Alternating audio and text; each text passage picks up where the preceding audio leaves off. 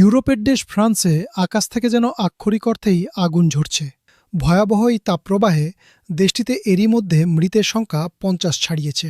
কিন্তু ফ্রান্সের এই পরিস্থিতি কেন এতটা ভয়ঙ্কর রূপ নিল?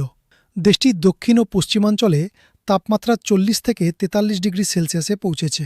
দিনের বেলা তো বটেই, রাতেও তাপমাত্রা থাকছে ২৫ থেকে ৩০ ডিগ্রির ওপরে।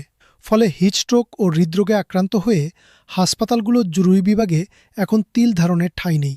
তীব্র এই গরম সইতে না পেরে নদী বা সৈকতে ঝাঁপ দিয়ে ডুবে মৃত্যুর ঘটনাও বাড়ছে লাফিয়ে লাফিয়ে।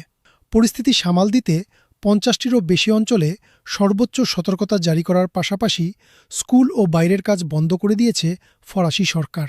আবহাওয়াবিদদের মতে আগামী ৭২ ঘণ্টায় তাপমাত্রা ৪৪ ডিগ্রিও ছাড়িয়ে যেতে পারে। বিশেষজ্ঞদের আশঙ্কা, জলবায়ু পরিবর্তনের কারণে কি আবারও ২০০৩ সালের সেই ভয়াবহ ইতিহাসের পুনরাবৃত্তি হতে যাচ্ছে, যেদিন তাপপ্রবাহে ফ্রান্সে প্রায় ১৫,০০০ মানুষের মর্মান্তিক মৃত্যু হয়েছিল। দর্শক, ইউরোপের এই চরম তাপমাত্রা ও বৈশ্বিক জলবায়ু পরিবর্তন নিয়ে আপনার কি মতামত? পৃথিবী কি সত্যিই চরম ধ্বংসের দিকে এগোচ্ছে? কমেন্টে জানান। আর আন্তর্জাতিক ব্রেকিং নিউজ পেতে চ্যানেলটি সাবস্ক্রাইব করুন এখনই।